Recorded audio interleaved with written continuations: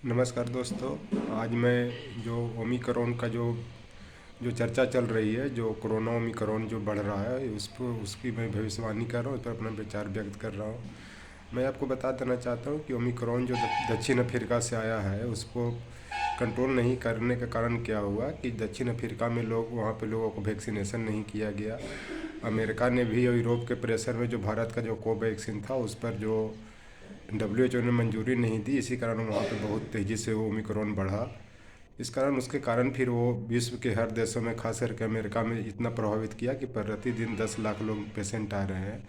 Europe में भी इतना ही तादाद में लोग आ रहे हैं, लेकिन इस पर कोई ध्यान नहीं दिया गया। जब बहुत स्प्रेड कर गया, जब वो पूरा विश्व में फैलने लगा, जिसके कारण भारत में भी अब 1 लाख से ऊपर पेशेंट आ रहे हैं, तो मैं इसमें बता देना चाह रहा हूँ कि भारत में लगता है कि 15 से 25 जनवरी के बीच में ये ओमिक्रॉन कमना शुरू हो जाएगा, क्योंकि कोई चीज़ जितने तेज़ी से फैलता है उतनी जल्दी समाप्त भी होता है। जैसे कोई रेस में दौड़ता है, बहुत फास्ट दौड़ता है, तो उसकी एनर्जी भी कम होती है और धीरे धीरे कमज़ोर हो जाता है। दूसरी चीज़ ये जो ओमिक्रॉन है, वो मतलब ठंडा में ज़्यादा अफेक्टेड करता है। 15 जनवरी से 25 जनवरी के बीच में ठंड भी कमने लगेगा। उसके बाद ही कमना भी शुरू हो जाएगा। भारत में कम भी रहा है, और इस पर भी कोरोना प्रोटोकॉल को पालन करने की ज़रूरत है, जैसे मास्क लगाना, सोशल डिस्टेंसिंग बनाना।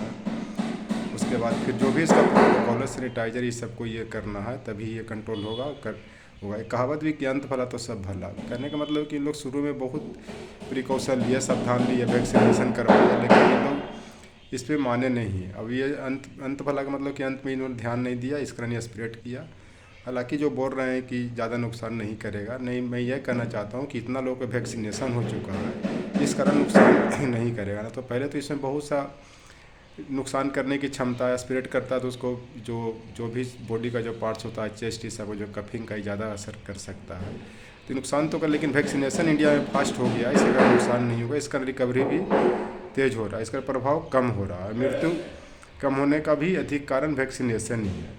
और एक कहावत है कि आपती मरे तो खुदा क्या करे। कहने का मतलब कि अमेरिका ने, यूरोप ने, जो भी विश्व के देशों ने, रसिया ने या चाइना ने जो वैक्सीनेशन बनाया, उसको बड़े पैमाने पर जो भी विश्व के जो छूटे हुए देश थे, उसको इन्होंने वैक्सीनेट वहाँ के लोगों को नहीं किया। ये तो आपकी मेरे वाला ही की बात है कि अपने आप को बेचने के चक्कर में, पैसा कमाने के चक्कर में गरीब देश कहाँ से खरीद पाएगा। भारत ने प्रयास भी किया कोवैक्सीन के लिए कि इसको दक्षिण अफ्रीका जैसे देश में और जगह इसको दे दिया जाए, लेकिन WHO ने चाइना और अमेरिका के प्रेशर में आकर भारत के वैक्सीनेशन को मंजूरी उस समय नहीं दिया, इसके कारण स्प्रेड किया। अंत में इसने कुछ महीना पहले वैक्सीनेशन का परमिशन दिया। तब इसी से लगा सकते हैं कि किस तरह से विश्व में चल रहा है, और इसको पक्षपात भी कर सकते हैं। कोविड-19 चाइना से फैला, लेकिन वहाँ WHO ने उसको अभी तक नहीं एक्सेप्ट किया है, या जो भी कारण हो। तो आप इसी से अंदाज़ लगा सकते हैं कि जो भी बीमारियाँ फैल रही है, महामारी फैल रही है, कहीं ना कहीं पक्षपात होता है, उसके पास उसको ध्यान नहीं दिया जाता, तब फैलाया जाता है। तो इस कारण ओमिक्रॉन जो ये नाम दिया गया है, जो मतलब ये क्या बोल सकते हैं कि जर्मन नाम इसको कर लीजिए, लैटिन अमेरिका से जो नाम निकला हुआ है, इसे अलग अलग नाम दिया जाता है। बीमारी का तो कोई भी कुछ नाम दे दिया जाता है। तो इस कारण इससे मुझे नहीं लग रहा कि भारत में ज़्यादा क्षति पहुंचाने वाला है, क्योंकि ये ठंडा प्रदेश का वायरस भी है, वहीं ज़्यादा स्प्रेड भी करता है।